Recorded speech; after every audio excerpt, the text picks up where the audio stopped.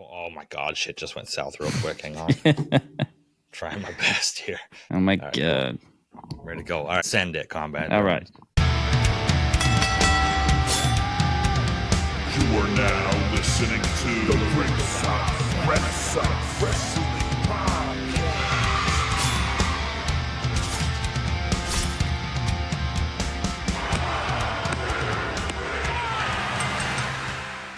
Welcome to another episode of Ringside Renaissance. We're here with the RRW Weekly Review for AEW.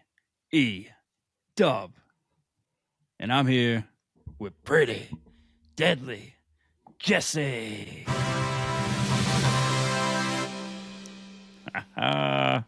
Yes. And I'm Andrew Kombat Jones. Fuck it.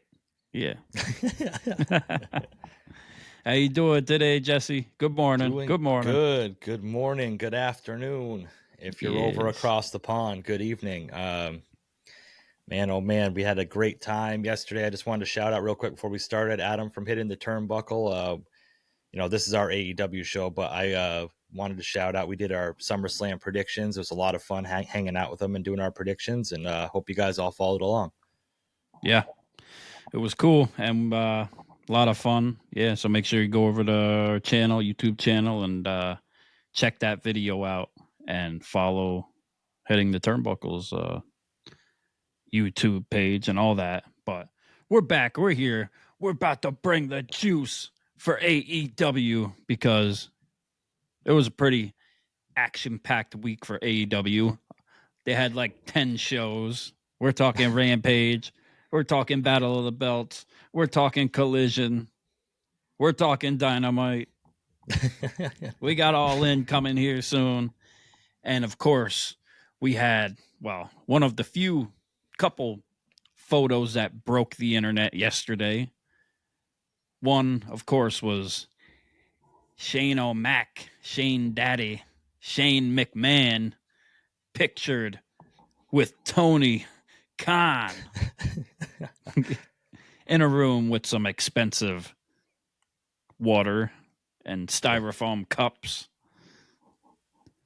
Yeah, I don't know. I think people are reading too much into it. It isn't something till it becomes something. That's obviously not the first time they've been interacting or talking to each other. So, yeah, because we heard rumors of it a little while ago, right? Everybody on the IWC was like, "Oh yeah, Shane's gonna show up at whatever pay-per-view it is. He's gonna come out at Forbidden Door or yada yada." Like, I wasn't having it. I wasn't buying into it yet until I did see the picture yesterday. Of course, that doesn't mean anything, right? The picture also looked like it was kind of like a surprise picture. Like if you look at the quality of the picture and how it was taken, it's not like it's like they're there shaking hands. Like Shane's kind of looking at the whoever's taking the picture. Like yeah, I'm sure somebody lost their job for taking that picture. Yeah, and Tony too. He's kind of like, yeah. So of course they got the What? How fitting. Yeah. It would be pretty big though, right? If Shane McMahon was to go to AEW, it could only help them in a way. Could it hurt them? I don't think it would hurt them, but it's risk versus reward. Like, is it going to help the company grow? Like, we've seen Tony Khan do all of these things, all these like drastic signings and changes to try to help grow the audience, and it seems to have just done the opposite. And that's not me being a hater, right? YWC. It's just me looking at it realistically. Like, has the company grown from when we first started watching, from the first ever Double or Nothing? For people saying we're WWE drones, go fuck yourselves, because we've been watching since the first Double or Nothing. Yes. From my perspective, it's only gone down. I haven't seen a drastic increase in viewership and ratings and attendance numbers. Yeah, they got more talent, and everybody's like, oh, it's about the wrestling, not the numbers. But again, they go hand in hand. So, I mean, you would have to probably sign Shane McMahon for a stupid amount of money, and would there be a payoff to that? I don't know. Yeah, he's going to bring him in. Like, I know Christopher Daniels isn't really working as that general manager or whatever the hell they're calling him, right? So maybe Shane could come in and kind of play that role and do something like that. Okay. For that story on Tony's behalf and go against maybe the Elite and maybe help backstage, but I don't know what he can do. But Tony's throwing shit at the wall. Like, the numbers were great, bringing it up about like showing the All In footage, because Punk did an interview yesterday with Sports Illustrated, and they asked him, he kind of dodged the question at first, and like other questions to do with the picture with Shane and Tony. He said, pass. I don't want to even comment on that. I'm not surprised. That's all he said. And then they asked him about the all-in footage, and he said it just felt really ugly. But when they were showing the footage, he was like, it isn't going to help them or hurt me. So he just didn't care. And it like he said, he's pretty much the biggest draw in their company at that time. They're showing the footage, and it's the same thing with like Shane. He's not signed. They're showing the picture. It got out there, and everybody's commenting on it. So it's causing a stir. But will it help in the long run? Who knows? Time will tell on that. Like I said, some of these signings they thought was going to help in the long run, and it doesn't seem to be doing so. So maybe people won't think this is going to help, and it's going to blow up AEW, So, we'll wait and see. The one way, what you just talked about with the Christopher Daniels being the general manager to combat the EVPs. One successful way to combat the EVPs is just to beat them in a match. Because spoiler alert, when we talked about Dynamite, like last week was blood and guts. The Elite and the EVPs lost blood and guts. They mentioned it maybe twice on this fucking latest Dynamite. Like, it wasn't even like mentioned. Like, there was no recap videos. There was no like long drawn out like a vignette of like the Bucks saying, "Oh, we lost, but we're going to be back." The only time they mentioned it was when Swerve came out and the main event, which we're going to talk about later, with Darby and Hangman. Other than that, and the Acclaimed had a little vignette backstage, but like other than that, it didn't get fucking mentioned. It was like this was supposed to be a huge like rivalry, the EVPs, the Elite versus Team AEW, and like it's just like just another thing. Like, there was no follow-up. What was the payoff of that match? Oh, Team AEW won. Like, that's the payoff. Like, I don't understand it. Like, such a big, high-profile gimmick match like that, and they went all in with a lot of the stuff they did, and now it's just to be not spoken about. Like, I don't understand it. Yeah, they sure did a lot for that match too, to not do anything. And you think like starting off Dynamite, maybe you would be like show like this is what just happened last week, at Blood and Guts, or some type of video vignette showing it, like to move the story along. But I guess the story is done. Yeah, I'm just very confused about it, until they need to do it again, So I don't know.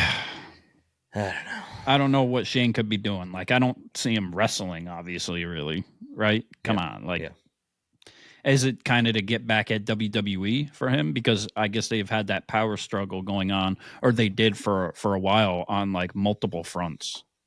Yeah. So sour grapes. Yeah. It just doesn't make sense, man. I'm really trying to make sense of it. It just doesn't make sense. Yeah. But but on Rampage, the only thing of note on Rampage last week is they had the Royal Rampage match. It was a take on a Battle Royal / Royal Rumble, if you will. And the winner got a shot at a number one contender shot for, I guess, Grand Slam on September 25th. And Darby Allin actually won the match. So that's really something different. Yeah, it's cool. It's kind of random, but I'm not complaining because we love Darby over here, of course. And he had a great week, great past couple weeks in AEW actually. So we can't complain about that. Hell yeah. Yeah. What's the name of the guy that just came back with the mustache? He's got the beef Kip going. Sabian? Yeah, Kip Sabian. Sorry. Yeah. His name just flew out of my mind. Yeah, he's kind of got a little story going now with Nick Wayne and the Patriarch family and all that. See what he can do with that, you know? Yeah. There's a lot of stuff getting thrown at the wall to see what sticks. Right. Know? Yeah, a lot, and a lot of like random stuff out of nowhere, because we had like the Battle of the Belts, right, which was kind of added on to the one of the other shows, and we had like the Von Erichs with Dustin Rhodes, which was cool, and they actually got the win too, and we got like the Claw, right? Yeah, Kevin Von Erich Claw. Yeah. So that was Throwback, cool, man. That was cool, and Dustin Rhodes still looks great. Like, that match was actually pretty good. Like, and he was going all out. Like, he still got it. Like, he could still put on a good show with Cody if it came to it. Yeah, he outperforms a lot of like these new up and coming wrestlers that like we talk about at length sometimes, that we don't think seem to have, if not yet, happen to have a grasp on ring psychology. Right. And Dustin Rhodes is just, he's a master at ring psychology. So anytime he's in the ring, it's something to watch, And what I don't understand is, now they unified the trio titles just to ununify them. Right, because they won the titles too.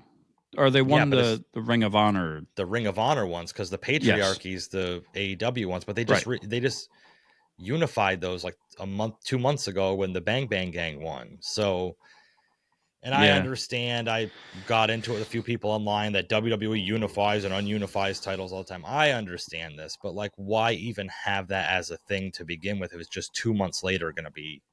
Right. I don't agree with it in any promotion. I'm not just saying AEW. In any promotion, it doesn't make sense, Yeah, so sometimes you just got to leave things be. If you're gonna do it, you gotta stick with it. Yeah, but to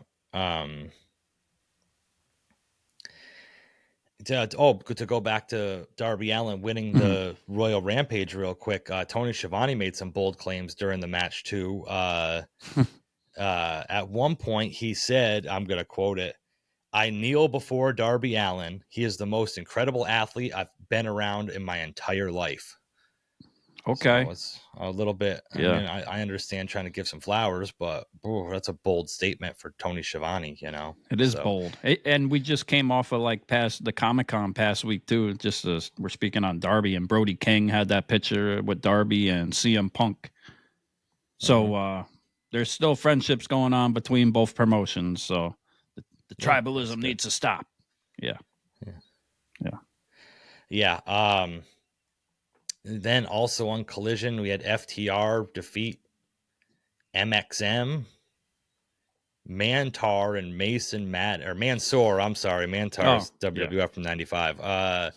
Mansoor and Mason Madden, which the Maximum Male Models. Maximum Male Models. They're still playing with that thing. I guess so. Oh, man. So pause. Yeah. FTR's got like their new ring gear and ring attire they're kind of going with. It's a little different. Yeah. But it's cool to see them back. Nevertheless, running the show on Collision pretty much. Yeah.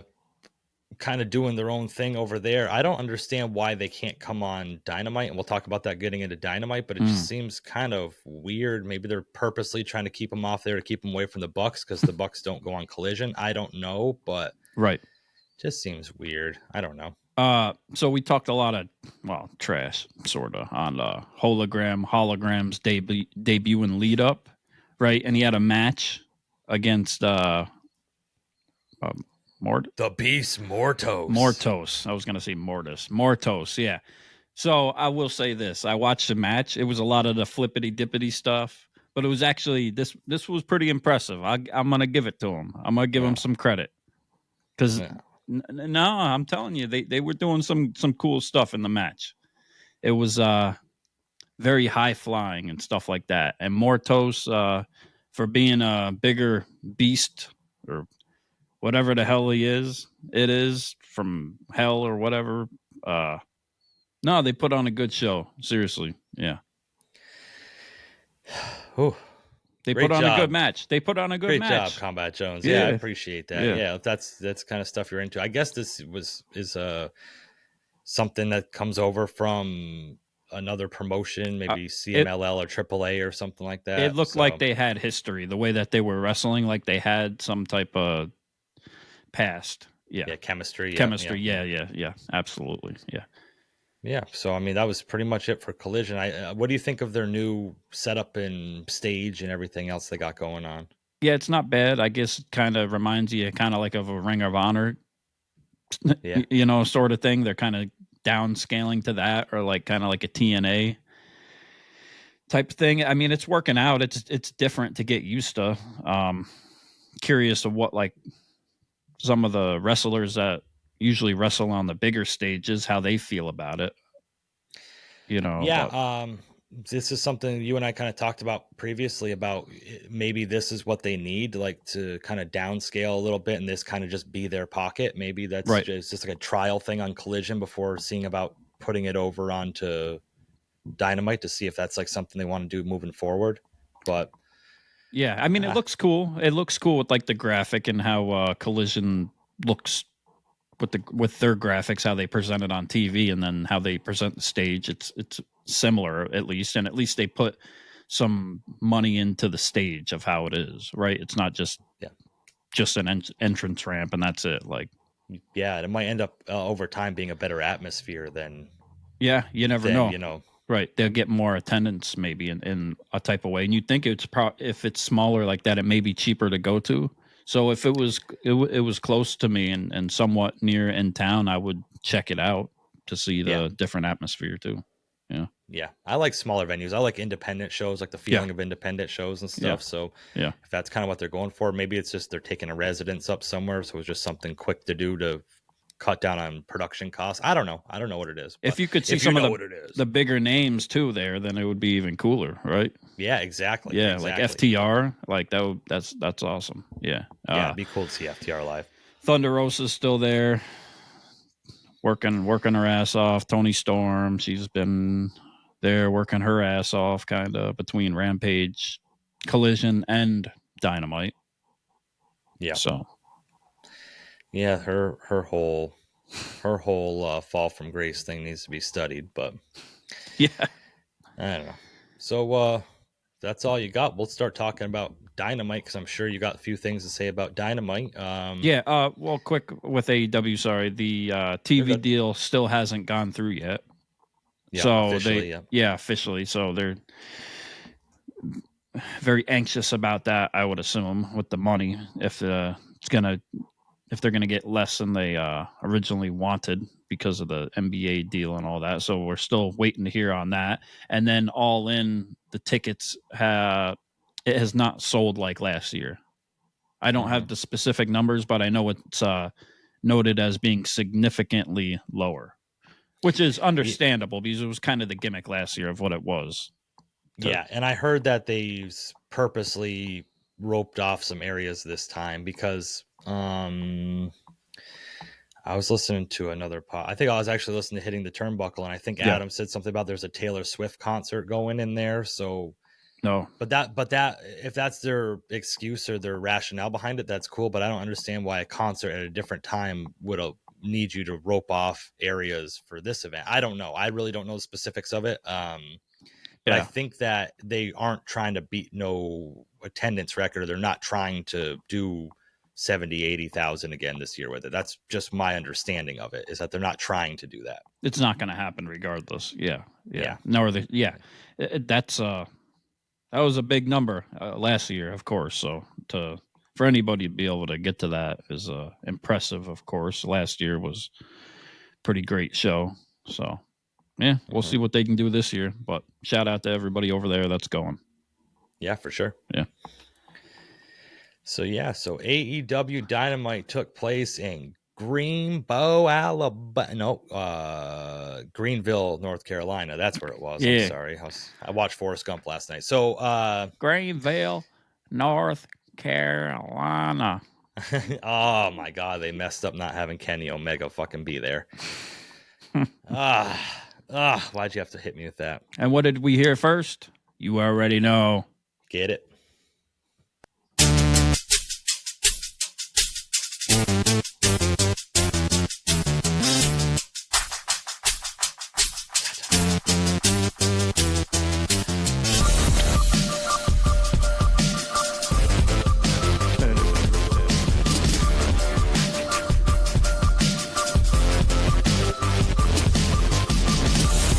Yeah.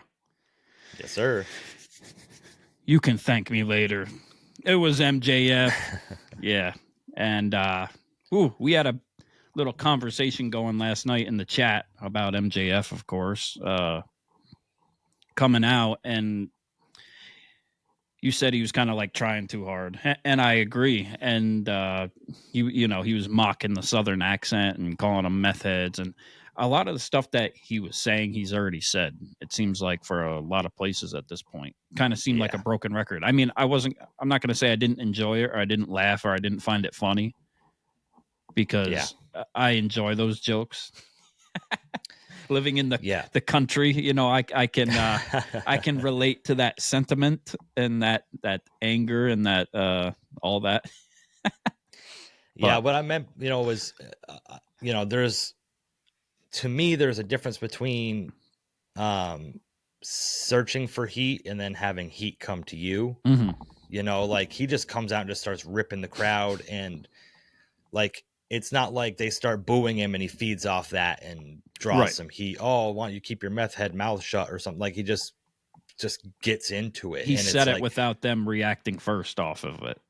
Yeah. A lot of this ties into what we've talked about before. Our concern is that having that baby face run and everybody just liking MJF anyway, for him to try to be this like over the top heel. I just, in the long term, I don't see it working or being very overly successful, but in the past, he kind of fed off the crowd and he would throw those shots and those comments in afterwards, after being booed. And now he's just kind of forcing it, like we said anyways. And like we've said it many times, like once the cat's out the bag, it's hard to put it back in or whatever, right? So with MJF, man, like when he turned, like I loved All In, and I personally liked the whole Adam Cole thing. Like I thought like their vignettes and everything was very funny, and like their whole tag team run and all that. But like looking back at it, like it wasn't the right thing to do because of what they're doing now with him going face or kind of being in the middle, right? Or not being complete heel, because now it's biting him in the ass without a doubt. Like the audience, it's just hard to get the audience to hate you again. And like he's trying too hard, and he did turn like on the audience, like we were talking about he needed to do, but now he needs to like kind of shift it towards something or somebody else to draw more heat in that type of way. Yeah. There's only so much you can do with the audience if they're not going to fucking boo you like that. Yeah, agreed. And it's like he started trying to put over the match at All In with Will Ospreay, and then putting down Will Ospreay in the process. And it's like, it's the same old song and dance. You know what I mean? Like they're trying to do this, the same thing they did with, what was it? Cody and, Anthony Ogogo back in the day, where it was like a US versus Britain thing. Yeah. And it's like, first of all, you're having the heel represent the United States, like in the United States. Yeah. Like it just doesn't make sense. Like Ospreay came out, I'll get into that after, but like, it just doesn't make sense to me. First of all, UK and the United States don't have beef. Well, I mean, they do, but no, like on the surface beef or anything like that. So the whole thing just kind of, it's not like US versus Russia back in the 80s, where like you can make that a storyline in wrestling. It was compelling and but this is not the 1700s or 1812. Like, it's been a long time. Like, and just who he's catering to with like the audience and playing that heel. Like it makes sense if all of this took place, or the show, or at least the event that he was talking all the trash about, took place over in Britain. Then he would draw the heat. You know what I'm saying? Because they would boo for United States, but it's like you could hear the USA chants too, and of course people want to chant for Ospreay too, and they're chanting against MJF, but it's a mixed bag. Yeah. Yeah, and the thing is too, so MJF did this promo, and then Will Ospreay's music hit, and he hit the ring because he wants to get revenge on MJF for some of the stuff he said. But he flies in the ring. Okay, so you're so angry at this guy that you just want to get your hands on him, but you can't do it backstage. You got to wait until he's in the ring. You fly out to the ring. You fly in the ring to beat him up. MJF bails, and then instead of chasing him to go beat him up, you just stop and get in the microphone and start talking shit. Like, if you're that angry at him, wouldn't you just chase him? Like, I shit like that confuses me. If you're that upset about the comments that MJF made, which were really a little bit over the top. But yeah. If you're really that upset about it, wouldn't you not just stop and take the time to grab a microphone? Wouldn't you just bail out of the ring and chase him up the ramp into the back? Like, obviously you're not that upset at him, you know? Well, he must have knew he had a match coming up. Yeah. Good planning. Yeah. So then, we got more Will Ospreay fumbling his words. It was forced. It was very forced. And I think it threw him off while he was trying to like put down MJF for being the heel. Everybody started chanting USA at him. Right. And it's like, oh shit, so then he was like, oh, I get it. And I love USA, but I don't like him representing the USA. And then he started listing off all the people that held this prestigious title. And it was like, oh man, come on. Yeah. I said it last night to you, and I might catch some heat for it. It might be a hot take, but I think in the future, Will Ospreay is going to regret going to AEW and not going to like NXT or WWE or like the Performance Center, and being able to learn from like some of those veterans there. And not that he needed to like learn stuff, because he's been great.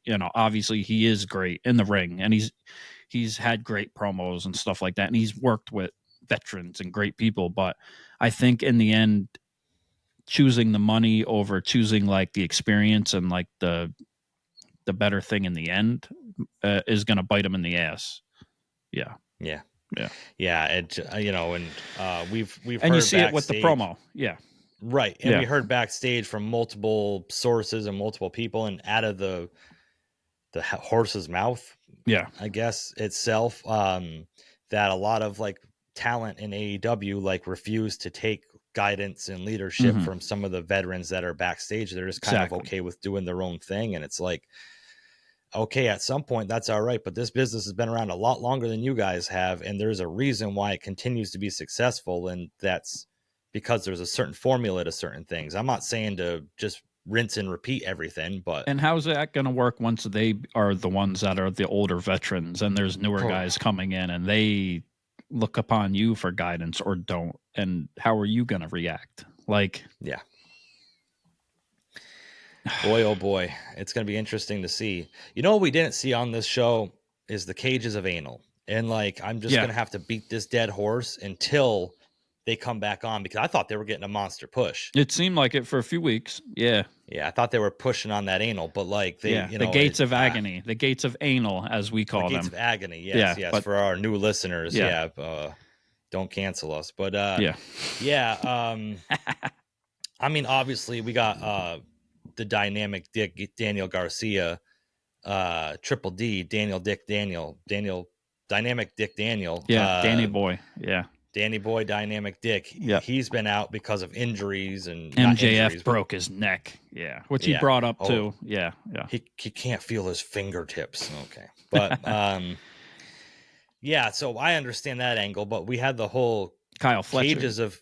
Oh, I'm sorry. The cages of agony. No, I'm still on this, buddy. I'm rolling with it. So we had the cages of agony come on, and they were kind of just being like a mainstay for 2 or 3 weeks, and now we're just not going to see them. And that's just another formula for AEW. They bring people in, have a little push.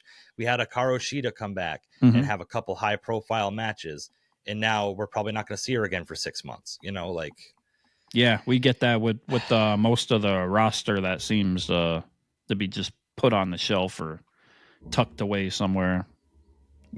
If you will. So, like you said, it was very interesting to see Will Ospreay come out to the ring, and then MJF just said, so happens you're in the ring and everybody dies. And we had the Murder Hawk Lance Archer come out.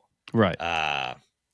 Again, how did they fumble with Lance Archer? Like, that dude is just a fucking monster. He's pretty great too. I remember when he showed up too during like COVID era around then too, and then like matches with Cody and everybody, and he dude puts on good matches.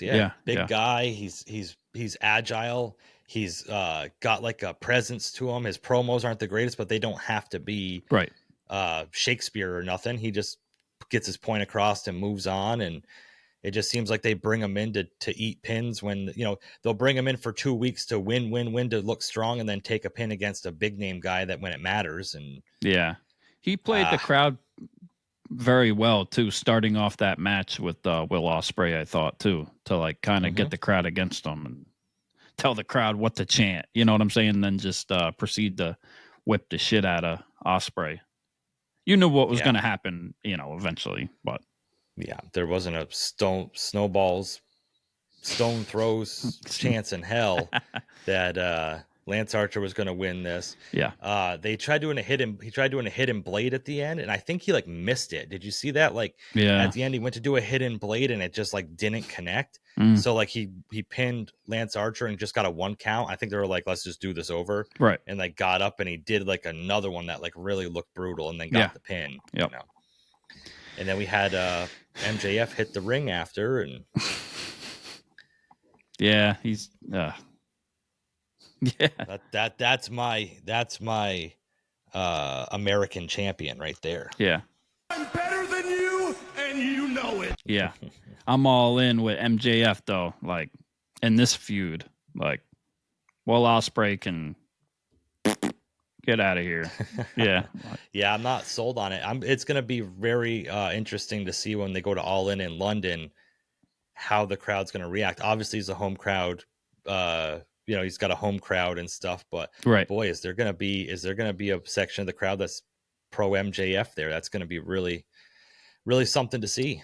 So yeah, MJF's going to have to drop some bombs to really get some heat with that crowd some way. Definitely. Yeah. Yeah. And so MJF was beating up Will Ospreay post-match, and we got a save by none other than Kyle Fletcher. And Don Callis. Who was part of the Callis family, who Will Ospreay asked to leave and just got his walking papers from a heel group to become a babyface without any opposition at all. And now a member of the group is Ospreay's best friend. He looks like Mini-Me from Austin Powers. Yeah. Like it's like he looks like mini Will Ospreay. Right. And so he came out and tried cutting this fiery promo, and I was not feeling it at all. I wasn't. Nah, especially if you're gonna bring it to MJF, like you better bring some heat, because MJF ripped him a new asshole pretty much for the most part. Like shout out Cages of Anal. Yeah. Yeah, literally. Yeah. I mean, MJF's promo on him wasn't even that great, but it looked better than it was because Kyle Fletcher just didn't quite have the heat, bring the heat for MJF. Yeah. And this is the thing about not showcasing people the right way, because Kyle Fletcher came out and tried to cut this fiery promo to get the crowd behind him, and nobody cares about Kyle Fletcher. Like, nobody's invested. I'm not saying nobody cares about him, but nobody's invested in his character because he's part of a heel faction, and we see him once every 6 weeks and he takes a loss. Like, so him coming out and being fiery and over the top and stuff, everybody's just kind of meh. And Don Callis usually speaks for him too, for the most part. Yeah. Like, yeah. I think it would have benefited to have somebody come out that was American and save Will Ospreay and saying, I represent America. You don't represent America, to kind of drive that home. But they have somebody from Australia come out and try to put over how much they love America. And I was like, I don't know. It just doesn't make sense to me. Yeah, it's interesting. But MJF told Will Ospreay indirectly and told Kyle Fletcher he's going to screw him up next week on Dynamite and mess his neck up, and Ospreay's going to have to watch your friend take this beating and get put out even worse than Danny Boy Dynamic Dick Garcia did. So we're gonna have to see. Imagine the pop when that thing pops out of his shorts again. Oh yeah, I wonder when that'll be. We'll see. Jesus. Yeah. Man, oh man. But yeah. When is he coming? That all depends on you. Yeah, when is he coming? Yeah. So we'll see next week on Dynamite. Kyle Fletcher and MJF. Yeah, then we had backstage. I thought it was funny as hell. Okay, I have this in my notes later because I did take some notes this week, actually. Okay. I have in my notes later, I have it in all bold letters and exclamation points. Excalibur sucks. But because he's the worst play-by-play commentator I've probably ever fucking heard in my life. So I say that. Armbar. It's like, okay, buddy, it's an armbar. Calm down, buddy. Gee. It's like, oh, he learned that back in the Shizuko zone back in 1981 when under the. It's like, shut the fuck up, dude. It still makes me laugh every time I see him on camera wearing the mask. Yeah, Jesus Christ. He looks like he's like been shamed by his stepfather for fucking. I put on chasing the the suit chickens and this out of the mask coop or something. Yeah. Yeah. I was nobody till I put on the suit. But no, he sent it backstage to Alex Scoops Marvez. Yeah. To try to give some personality to that fucking guy with the learning tree backstage. And to be honest with you, I started listening to right. You know what I'm talking about. Chris Jericho was just staring at the camera. Yeah. I started listening to this a little bit and then I zoned out and it was over. So I don't know if you got anything for it. Oh, yeah. All had to do with a birthday cake. And, yes. Okay, and, I don't know if you know this, but every time a birthday cake is used in a segment, it always gets put in somebody's face. And it didn't, but what's his name? Brian Keith? Yeah, he looks like he's like Amish with a biker vest. And then they gave the cake to what's his name? Big Bill? No, the announcer. Alex Marvez. Alex Marvez. I didn't want to say it wrong. Yeah. They gave him the cake, and he took a little swipe out the cake, and he said, "Oh, that's actually pretty good." Ooh. Yeah, that was it. Yeah, we had I think they messed up. They shouldn't have called him the Bad Apple. They should have called him ABC, the Amish Biking Company, or something like that. Yeah, that would have been fucking great. The Bad Apple spoils the bunch, or the orchard, or whatever. He's a bounty hunter. Has he ever collected one bounty in AEW? I've never been like anybody that comes up to him and says, "Hey, I'll give you X amount to take this guy out." It just Chris Jericho's definitely a failed paying opportunity. Him. Yeah. Oh, so the cake was for his 103 or 4 day reign as he's the longest for the world champion of all time. Yeah. Okay. Yeah. An unrecognized title in AEW, but they have title matches for it. And it's recognized on Fight Forever, the video game. Oh, that's credible. I know. Yeah. Jesus Christ. I'm sorry, bro. I take back everything I said about it. It's prestigious on Fight Forever in the 17,000 people that play that game. So then we had the CMLL women's title eliminator match. Willow Nightengale, who is the CMLL champion, against Kris Statlander. And I think I like Willow Nightengale and I like Kris Statlander. Yes. This feud is being wasted on pointless fucking feuding points. I don't like it. I've liked certain moments of both of their matches in AEW and feuds and certain ones here and there. And sometimes it doesn't do it for me. And this one just ain't doing it. Yeah. Yeah. And I'm a fan of what's his name too.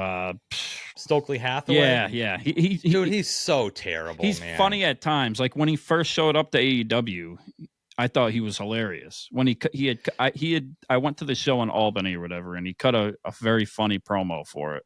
When he was kind of introducing Big Bill and all these people and Ricky Starks and himself and all that. It was hilarious, but it was kind of stupid. But I got a good chuckle out of it.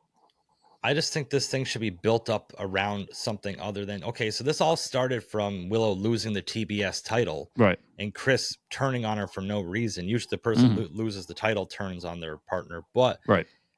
now they're both don't even care about the TBS title. Both of these women are featured women in the AEW women's division, and neither one of them cares about an AEW women's title. They're only worried about a CMLL title. Like they were both former TBS champions. Shouldn't they both be feuding to try to get back to the TBS championship or even the AEW women's championship? Oh no, we have the CMLL title on here that looks like it's made out of cardboard and glitter and rhinestones, and like, Yeah, it looked all right, but they could be promoting a different title on their show, their own title, preferably. Exactly. Yeah. Exactly. The women's champion later on had like a 30-second little promo.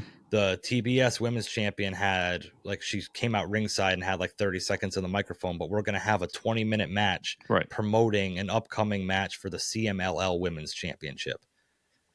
Like, I'm fucking confused. Why even like promote the championship? You know, when wrestlers go to all these other independent promotions and they get these championships from these promotions, they don't bring them all around to every other one because they don't want them to be seen because it's not promoting themselves. So it's, what the hell are we doing? Like, come on. It loses credibility for the titles that are on your show. Right. Look back in the early 90s when Ric Flair left the NWA and came to WWF, and he had the big gold world heavyweight title, and he used to bring it on WWF, but there was lawsuits behind it too. But when he came out in WWF with it on, they censored out the title, and they were like, oh, we can't be showing that because of the thought process of the WWF world heavyweight title. Yeah. Why are we promoting somebody? Yeah. Very nice. Is the most prestigious title, and we don't want it to lose any credibility by promoting any other title on our show. I can't get there, but it just doesn't make sense. During the match, Willow Nightengale did a Death Valley driver on Kris Statlander on the ring apron, and then Stokely Hathaway like distracted her so Kris Statlander can come, like, recover and come from behind and hit her. But it took like 45 seconds. Yeah. It was really awkward. Like, Willow Nightingale just kept talking to Stokely, like anticipating Statlander to come hit her from behind, and then never did. And then Willow turns around just for Statlander to hit her when they're face to face. Like, I don't know. The whole thing was weird to me. The finish, Statlander was in the corner and Stokely distracted the ref, and Statlander wrapped a chain around her that Stokely gave her, wrapped a chain around her arm. Yeah. Or her hand. Right. You would think to give Willow Nightingale a punch to the face, but gave her a clothesline. Like, yeah, it was weird. The sequencing of it all. And then the end too, with like the chair and the security guards, and I don't know. How come when some beatdowns happen in the ring, security rushes out, and then when other beatdowns happen, nobody's around to help or save? We got more of the ding ding ding ding ding ding ding ding. Yeah. But then other times people get beat down and they're just in the ring all by themselves taking the beating. I don't know.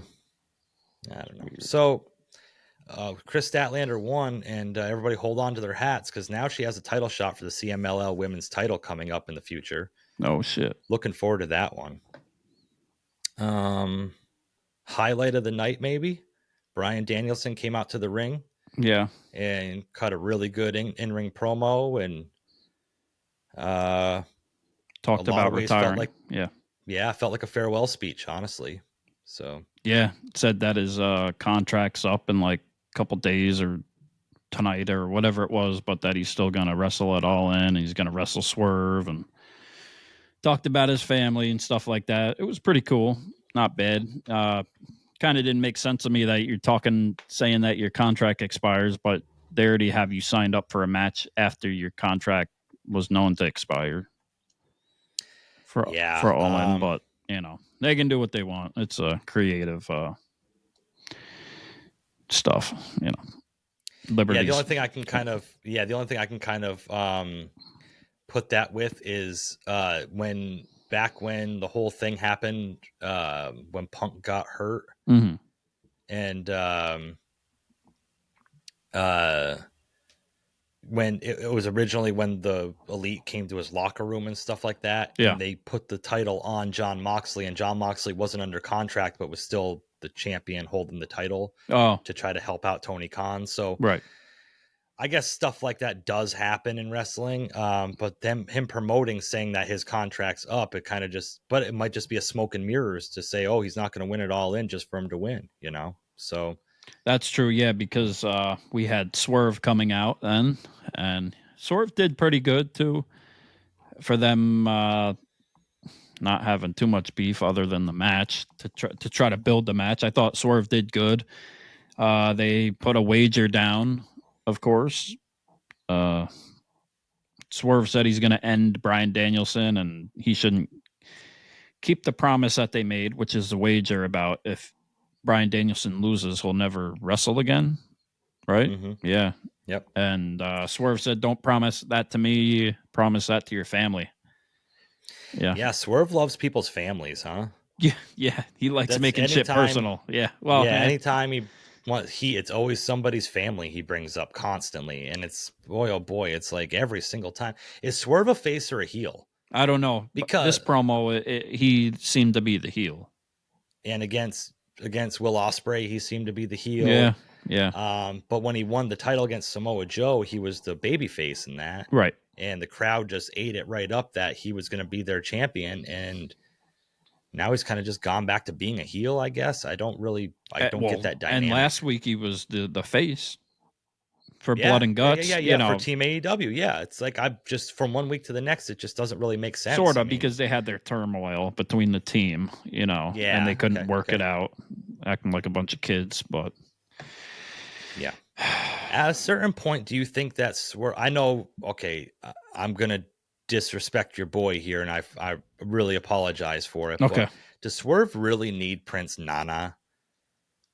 Like when you have a manager, the manager is supposed to be your mouthpiece and speak for you. The only thing he does is that dance when he comes down to the ring, and he smile. Yells whose house. Yeah, and he yells whose house. Yeah, that's all he does. It's like, no, I agree. Yeah, it's just, and there's no hate or disrespect to Prince Nana. Like I like Prince Nana, right. But like he Swerve's his own mouthpiece.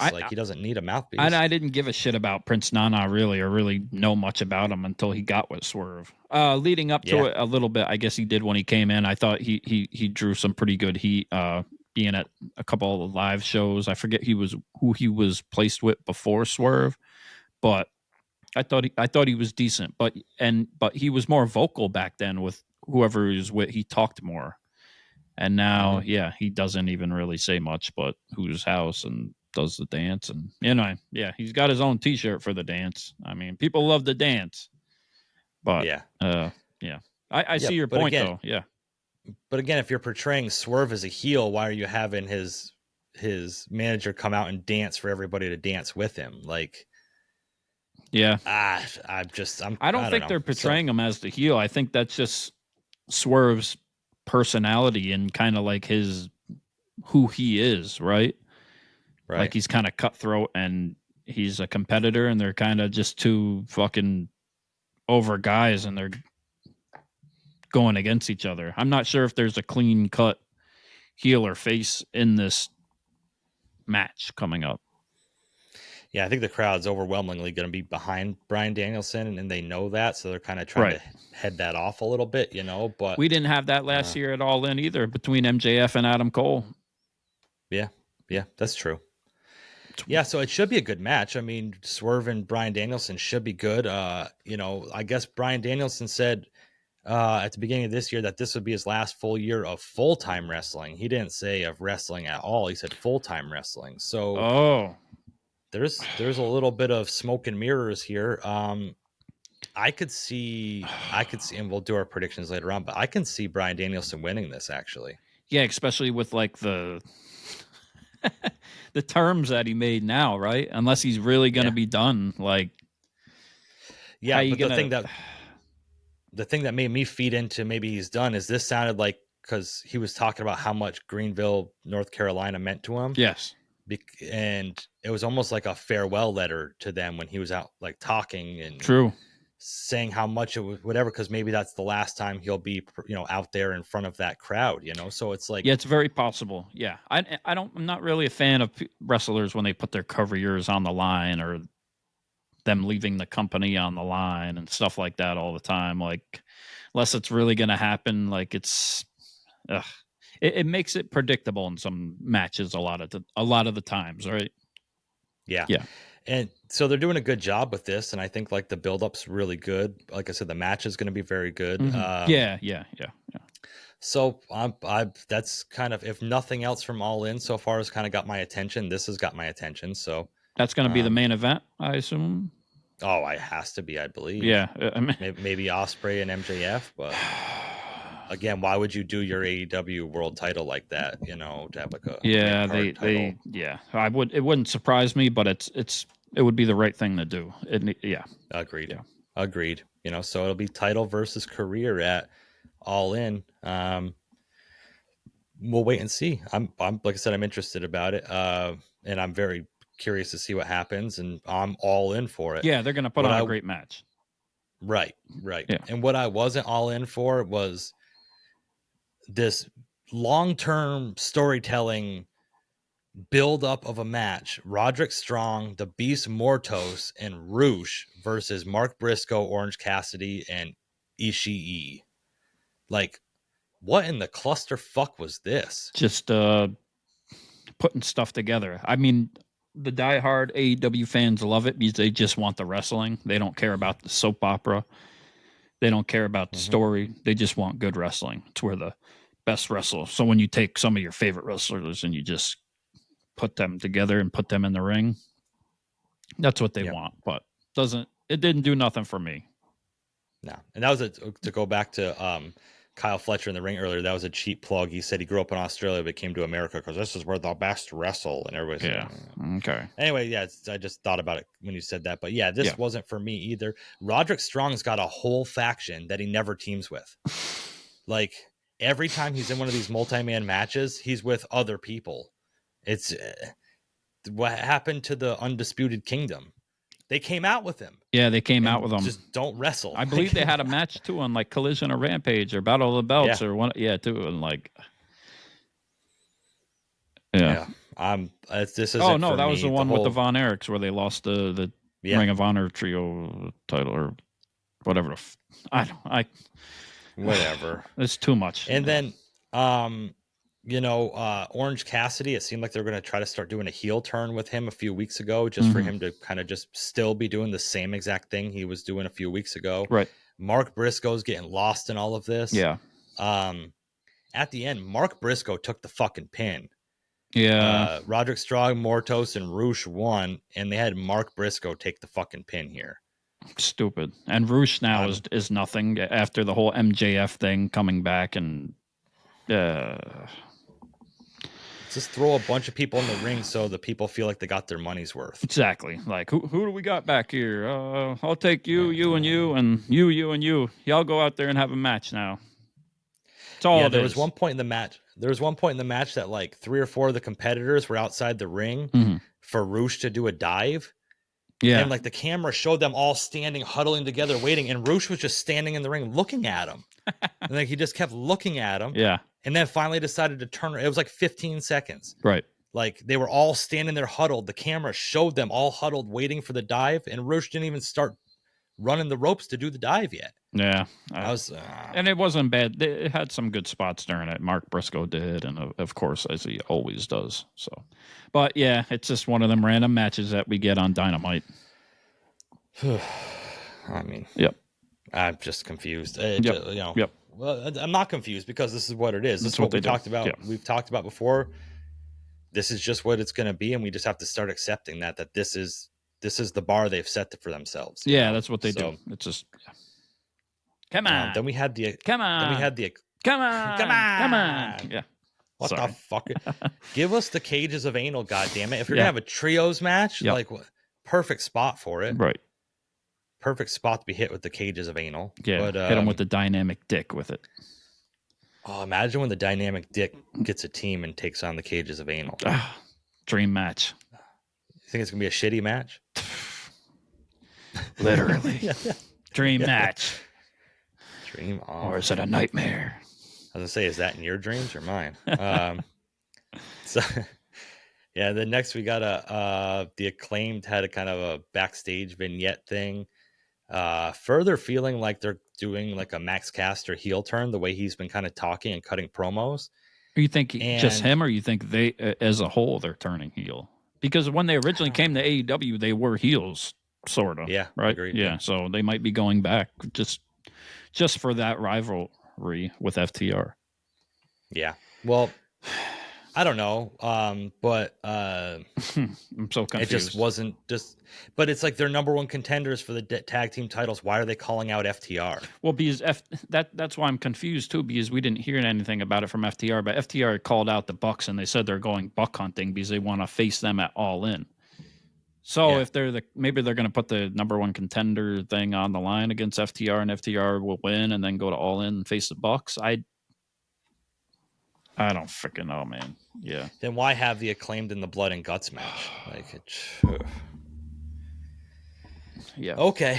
Yep. Okay. Yep. So I guess they're gonna go try to find FTR on Collision because that's where FTR lives now. Hey yo. Oh, I thought you were following up with something. Nah, I ain't got no bars today.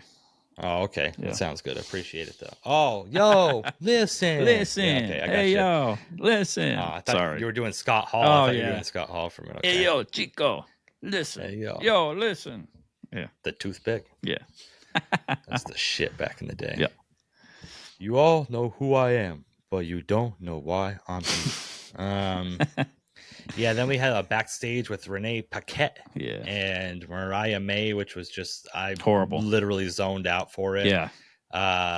And then we had Tony Storm out on the ramp just doing some weird interpretive dancing, and I went from being invested in this storyline to not giving a shit within 2 weeks. You should have cut my head off. Yeah. Yeah. Mariah May, like I've been a big fan up to her at this point when she turned heel on Tony Storm, or turned on Tony Storm, and since then it's been straight garbage in my opinion. Hot dog shit. Yeah. It's unfortunate too, because she was on building some good momentum, I thought, and I think she's decent in the ring, but this whole thing they got going, how it's working out, it's not good. I feel like Tony Storm is doing better now with her little things. The crowd's reacting to it. She's you should have killed me, should have cut my head off, blah blah blah. Just you should have went for the head. Yeah. Oh yeah, that's what it was. Okay, sorry. Yeah. I'm over it. Yeah. Like I said, I zone out when they come on. Camille came out, made her in-ring debut for AEW against the prestigious Brittany Jade. Beat the shit out of her. Yeah. Yeah. Camille's a beast. Oh boy. Yeah. She is, dude. She's something. Trust me. If she together. ever turns on Mercedes and beats the shit out of her, oh my god. I would assume that's where they're going with it, to build her up down the line.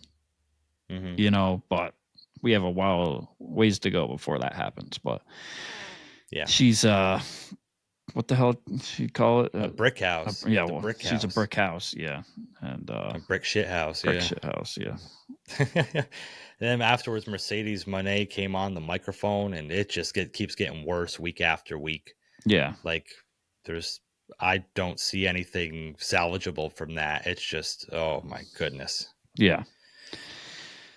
Well, we'll see what happens at All In with Dr. Britt Baker and DMD against CEO. Yeah. Yep. My God, please, Britt, save us. I never thought I'd ever say that in a million years. Let's go, Britt.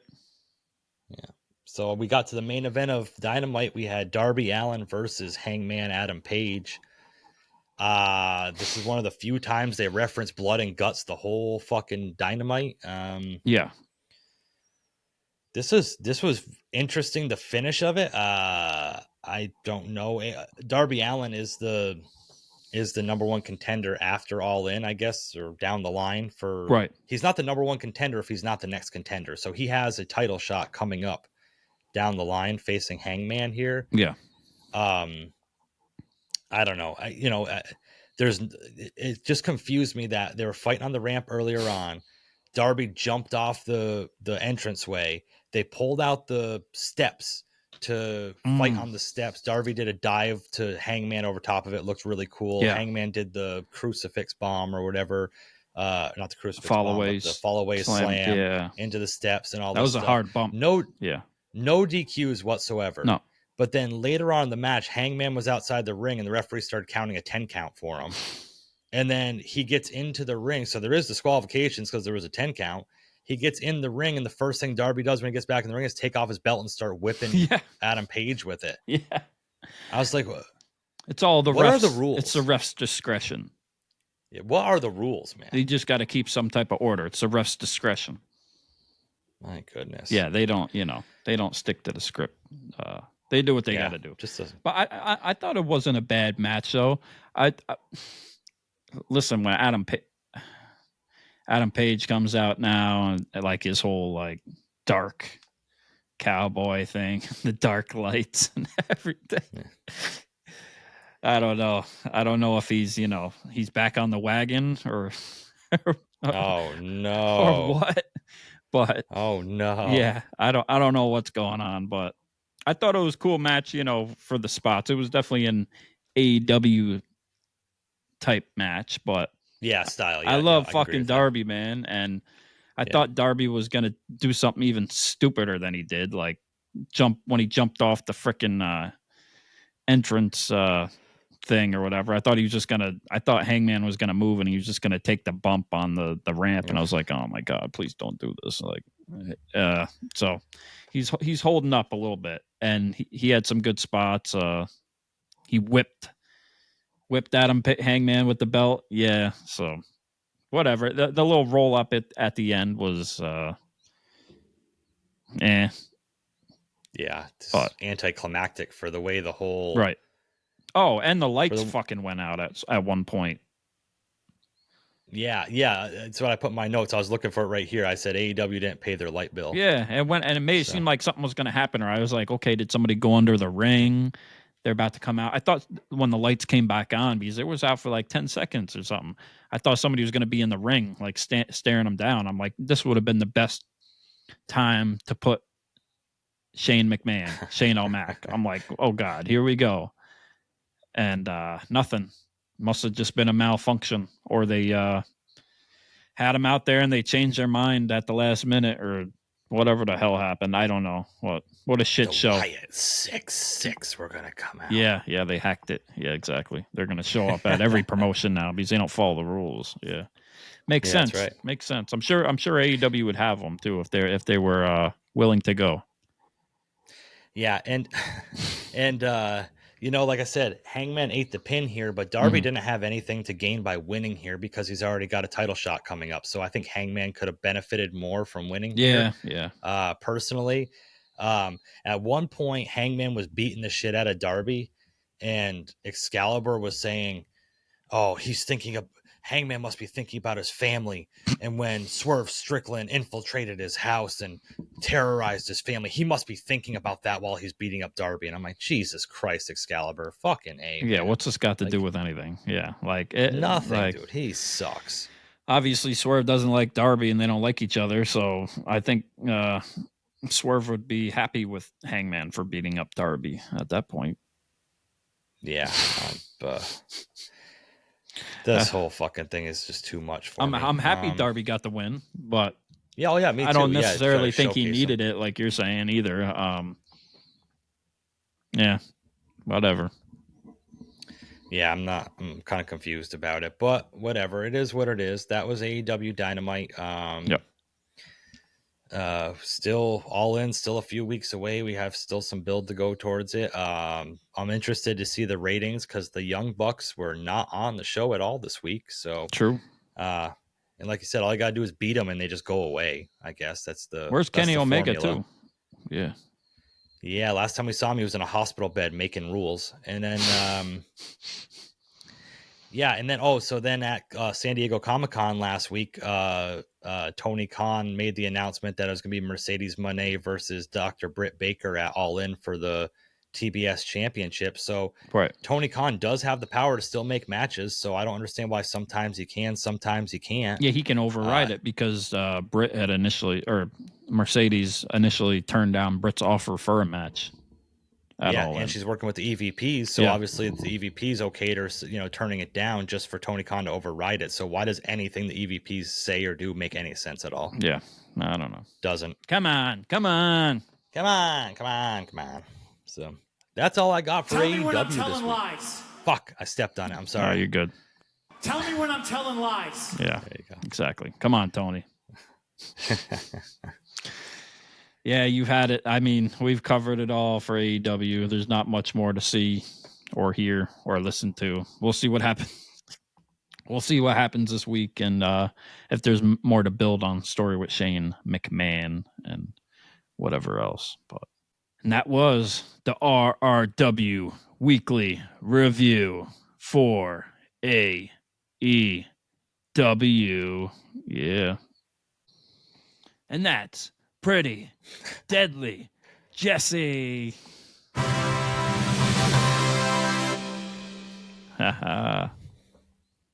Yes, boy. Yes, boy. And I'm Andrew Kombat Jones. Yeah. Everybody, make sure you like this video and subscribe and comment. Let us know what you think coming up next with AEW and how you see everything going.